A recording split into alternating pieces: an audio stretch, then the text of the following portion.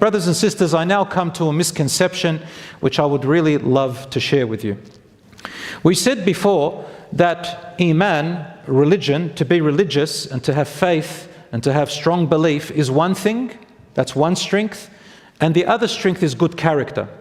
There is a misconception where people think that every religious person means that they must have excellent character. But that is wrong. Religious and character are actually separate.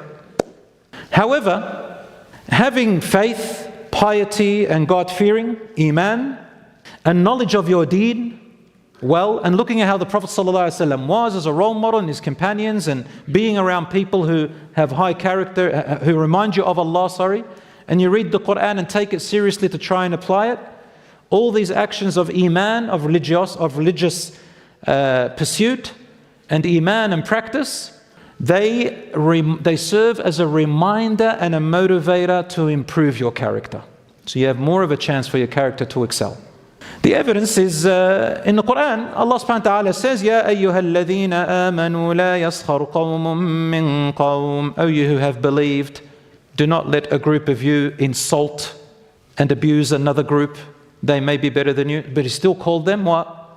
Believers. O you who have believed. So there is a trait of believers who could probably insult. So Allah says, you're believers, now you need to work on his character.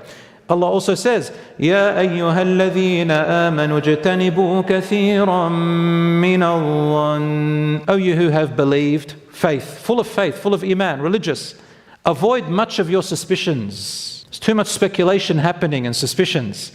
So now, religious, work on your suspicion, two different things. وَلَا تَجَسَّسُوا. Don't spy on one another. Religious people may spy. You've got to work on that. وَلَا يَغْتَبْ بَعْضُكُمْ بَعْضًا. Don't backbite one another. And who's he addressing? The religious people. Allah also says, Ya ayyuhalladhina amanu in ja'akum fasiqun binaba'in fatabayyanu. O you who have believed, again, religious people, faithful people, if someone who is untrustworthy or a news that is corrupt, that can cause problems and trouble and fitna, comes to you, verify, clarify, find out, and see if you do have to take action. If you do, find out, verify, seek, so that you do not attack a people ignorantly and hastily, and then you will be regretful over what you did. Again, he's addressing the faithful ones, but can they have bad character and just believing everything that comes their way and attacking people and backbiting people and assuming bad about people? Yes. So these are separate. And remember what I said before, the Prophet, peace be upon him, said that the most reasons for that makes people enter paradise are two things: taqwa Allah wa husnul khuluq. Fearing Allah, having God consciousness most of the time in your life or throughout your life, and husnul khuluq, coupled with excellent character. Again, the Prophet's talking about taqwa, God consciousness and Iman, one thing, husnul khuluq, another. Otherwise, the Prophet would have just said, sallallahu alaihi wasallam, taqwa Allah, just fearing Allah, having Iman, being religious. He wouldn't have mentioned husnul khuluq, and Allah wouldn't have mentioned it separately. And we all know the hadith, which is weak in its narration, but correct in its meaning. And you'll probably be a bit shocked when I say this hadith, because we use it and it's very popular. When it comes to marriage, for people who want to get married, the Prophet, peace be upon him, said to the fathers and to the women and to the girls and the ladies and families, إِذَا جَاءَكُمْ مَنْ تَرْضَوْنَ دِينَهُ وَخُلُقَهُ. If a man with good religion and good character approaches you for marriage, or for your daughters for marriage, فَزَوِّجُوا. Then give your daughters to them, or you accept them in marriage. If you do not do so, there will be much corruption on earth. That second part, much corruption on earth, is not correct. It also does not fit with the meanings of the Quran and Sunnah. Just because you didn't accept someone who didn't have high character and good religion doesn't mean that there's going to be corruption, because also you've got to be attracted, for example, physically, right? You've got to be attracted, personalities. I mean, there's a lot of companions who had amazing character, like Zayd radiallahu anhu and Zainab, who were married radiallahu anhu. They were both promised paradise, but their marriage didn't work out. So we can't say everyone who's on the deen, that's a TikTok term, on the deen. They really don't know what it means, I wish they did. On the deen and good character, what does it mean? So also there are other factors, compatibility, personality, family, and the rest. Anyway, I wanted to emphasize from that hadith anyway, the first part, that the Prophet, peace be upon him, said their religion and their character. So just because somebody seems like they're praying in the mosque, or they're reading Quran, or they're hafiz, or they've studied, or whatever it is, and from head to toe, mashallah, the man or the woman look like they've just hopped out of paradise, we cannot just take that for granted, because we also have to study the character side.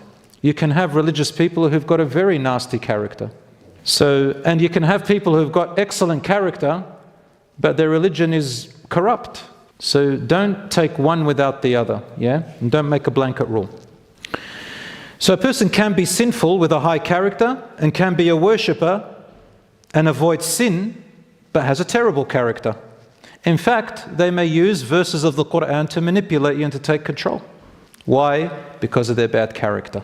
Some people who got religion in their life, the shaitan may make them forget to be humble, and then they start thinking they are superior to others, because they pray a bit more, or they fast a bit more, they give sadaqah a bit more, because they read the Quran a bit more, they grow their beards, or they wear their hijab better, and then suddenly they forget that the character comes hand in hand with iman.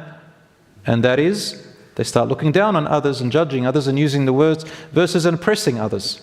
And vice versa, people who are not religious, they start to hate on all religious people and give them a blanket, a collective judgment to everybody and say all religious people are bad, stay away from them. And in fact, they love it when they hear bad things about religious people and say, yeah, it's those religious people. Both of them are in the wrong. You can't make a blanket rule, and that is severe oppression.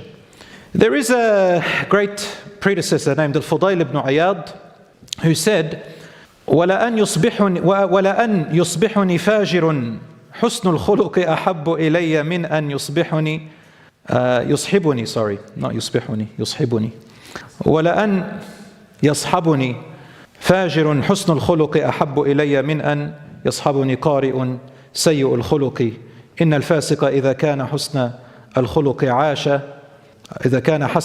عاش بعقله وخف على الناس وأحبوه وإن العابد إذا كان سيء الخلق ثقل على الناس ومقتوه. The meaning of that is quite interesting. He said, for a person who is irreligious were to accompany me, but has excellent character, would be more favored to me to walk with than to walk with a person who recites and reads, meaning he is a man of religion, but has very bad character. For a person who is corrupt in their religiosity, if they have good character, he treats you with decency, and he's not a burden on people, and people will like that person because of their treatment to him. And a person who's constantly worshipping but has very bad character will be a burden on people, and people will start to despise him. Now, of course, this does not mean that we should favor a person who has good character and neglect everyone who is religious.